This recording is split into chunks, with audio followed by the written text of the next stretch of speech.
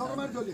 கொண்டவனை மதியாமல் பேசும் பெட்டி கொண்டவன் பேசி பேசி குடிக்காமல் அவரை விட வேறே இல்லை. குடிக்கிறதுல வேற இல்லை.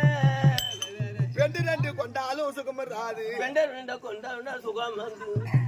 தமிழ் புலவர் எல்லாம் கேளுங்க. பெருமருப்பு சாகலவன் துக்கம் துக்கம் துக்கம் தூக்கும். அடி வந்த இடங்களிலே மோசம் செய்தார். அடியால் இருந்த மோசம் செய்யலாம். அடி வந்த இடங்களிலே மோசம் செய்தார். அடியால் இருந்த மோசம்